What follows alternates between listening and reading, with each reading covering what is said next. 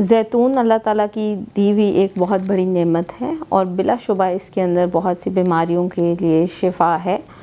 आज की इस वीडियो में हम आपसे ये डिस्कस करेंगे कि ज़ैतून का तेल जो है वो खाने वाला कौन सा है, लगाने वाला कौन सा है और किस तरीके से हम इसको खाएंगे या किस मिकदार में हम इसको खाएंगे जिससे ये हमारी सेहत के लिए बेनिफिशियल होगा या हमें इससे फ़ायदे मिलेंगे। मेरा नाम शफक बुशरा है और मैं कंसल्टेंट न्यूट्रिशनिस्ट और डाइटिशियन हूँ, यानी कि माहिर ग़िज़ाइयात, और आप देख रहे हैं मेरा यूट्यूब चैनल शफक बुशरा। सबसे पहले इस बात पे आ जाते हैं कि ज़ैतून का तेल कितनी किस्म का है।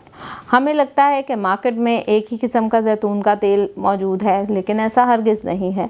मार्केट में जब भी आप ज़ैतून का तेल ख़रीदने जाएंगे तो आपको डिफरेंट चीज़ों पर या डिफरेंट नाम लिखे हुए होंगे, डिफरेंट ब्रांड्स के साथ नाम लिखे होता है। किस पे एक्स्ट्रा लाइट लिखा है, कुछ पे एक्स्ट्रा वर्जिन लिखा है, कुछ पे वर्जिन लिखा है, कुछ पे पॉमिसिंग लिखा है। सो इन सब में क्या डिफरेंस है, इनमें से कौन सा वाला आप लगा सकते हैं और कौन सा वाला आप खा सकते हैं और किस तरह खा सकते हैं, वो सब हम आज की इस वीडियो में डिस्कस करेंगे।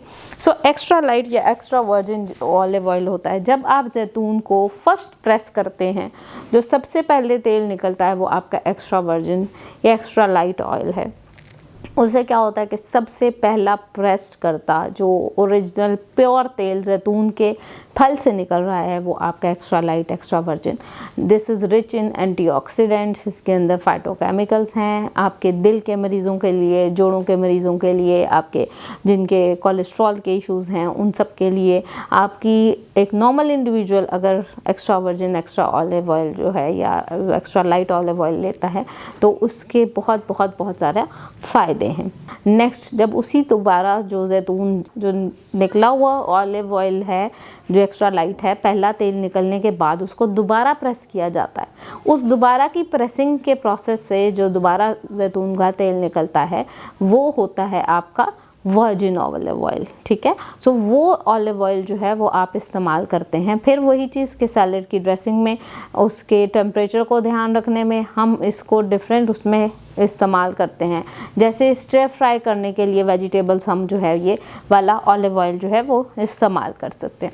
फिर उसके बाद पॉमिसिंग ऑयल, उसी ऑलिव्स को हम दोबारा प्रेस करते हैं और उसकी प्रोसेसिंग करते हैं तो फिर जो ऑयल निकलता है वो आपका डबल ट्रिपल प्रेस के ऊपर जो ऑयल निकलता है वो आपका जो इसे पॉमिसिंग ऑयल कहते हैं, वो आपका कुकिंग के लिए या आपका लगाने के लिए इस्तेमाल होता है। अब बहुत सारी, पहले भी मैं एक बात बता चुकी हूँ कि olive oil is not for cooking. Market में ऑलिव ऑयल कुकिंग के लिए अवेलेबल है। बिल्कुल मैं ये नहीं कहती कि ऑलिव ऑयल में आप खाना नहीं पका सकते, बिल्कुल पका सकते हैं, लेकिन ऑलिव ऑयल के अंदर जो उसका स्मोक पॉइंट है वो लो होता है। तो जिस भी ऑयल का स्मोक पॉइंट लो होता है तो वो बहुत जल्दी उसका जो है वो ट्रांस फैट में कन्वर्ट हो जाएगा। कभी गौर करें कि जब आप तेल को तल रहे हैं तो उसमें से वो ब्लू से कलर का धुआं निकलना स्टार्ट होता है। जिस वक्त वो ब्लू धुआं निकल रहा है वो उस ऑयल का स्मोक पॉइंट है, उस टाइम पे वो ऑयल जो है वो ट्रांस फैट में कन्वर्ट हो रहा है। ट्रांस फैट वो फैट जो कि आपकी सेहत के लिए नहायत नुकसानदेह हैं, जिन फैट्स को लेना आपको नुकसानदेह। जिसी तरह हम कहते हैं कि तली हुई चीज़ें नहीं खाएं, तली आप चीज़ें बिल्कुल खा सकते हैं, लेकिन वो इस हिसाब से तला हुआ हो या इतना तला हुआ हो कि उसका स्मोक पॉइंट ना हुआ हो। जो मार्केट में मौजूद ये समोसे पकोड़े की दुकानों पे जब तेल को वो तलते ही इतना ज़्यादा हुआ है कि स्मोक पॉइंट की वजह से धुआं, वो ब्लू धुआं हमें नॉर्मली नज़र आ रहा होता है और फिर भी हम वो खा रहे होते हैं, तो हमें पता है कि हम वो ट्रांस फैट्स जो हैं वो ले रहे हैं और इसी वजह से वो नुकसानदेह हैं। तो कभी भी आपने olive oil is not frying के लिए बिल्कुल ऑलिव ऑयल अच्छा नहीं है। पकाने के लिए बिल्कुल आप यूज़ कर सकते हैं, लेकिन वो पॉमिसिंग वाला ऑलिव ऑयल है जो आप यूज़ कर सकते हैं, उसको भी आप बहुत नहीं भूनेंगे। जब हम उसको बहुत ज़्यादा भूनेंगे तो वो ट्रांस फैट में कन्वर्ट हो जाएगा। बहुत सारे पेशेंट मेरे पास आके कहते हैं कि हमें तो डॉक्टर ने कहा है कि हम ऑलिव ऑयल में खाना पकाएं, आप क्यों मना कर रही हैं?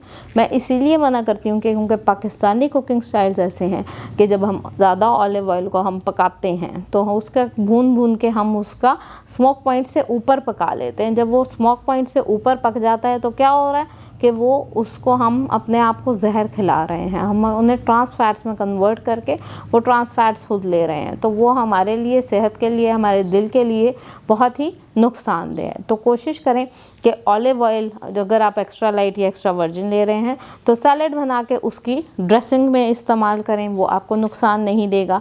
फिर आप हल्की सी ये वेजिटेबल्स को, जिनको कहते हैं कि स्ट्रे फ्राई करना है, उसको लिए ऑलिव ऑयल आप यूज़ कर सकते हैं।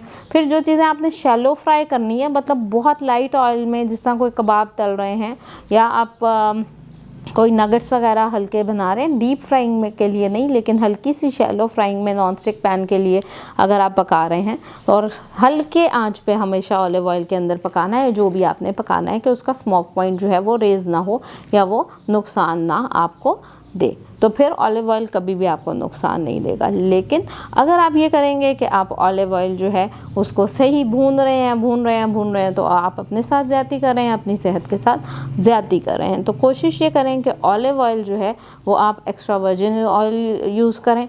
अब आ जाते हैं लगाने के ऊपर। अगर ऑलिव ऑयल के अंदर आप थोड़े से कलौंजी के दाने हल्के से उसको पॉप कर लें, या उसको नीम सा गर्म करके कलौंजी के दाने ऐड कर लें, और फिर वो लोग जिनके जोड़ों का दर्द है या जिनको किसी भी तरह के जॉइंट्स पे इशू है या पट्ठों की कमज़ोरी है, तो अगर वो उसका हल्का सा मसाज करते हैं उस एरिया पे, तो उसके बहुत अच्छे फ़ायदे हैं, उसके नुकसान नहीं हैं। फिर पुराने ज़माने में लोग कहते थे जी ऑलिव ऑयल लगाने के बाद आपने पंखे के नीचे नहीं आना, उसकी तासीर जो है वो गर्म ठंडी का कोई हिसाब होता है, तो उससे वो नुकसानदेह होता है।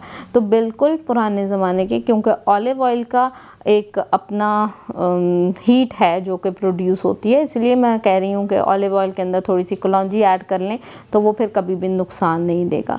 और ख़ाली ऑलिव ऑयल नहीं, किसी भी किस्म का ऑयल से मसाज करने के बाद अगर आप पंखे के नीचे आएंगे तो वो आपके लिए नुकसानदेह है। तो कोशिश करें कि जब भी कोई मसाज वगैरह करें, क्योंकि बॉडी की ब्लड सर्कुलेशन जो है आफ्टर मसाज बेहतर होती है, तो उसके बाद आप कोशिश करें कि फ़ौरन पंखे के नीचे एसी वाले कमरे में या ऐसी चीज़ में ना आएँ, तो वो नुकसान जो है हरगिज़ नहीं देगा। शुक्रिया।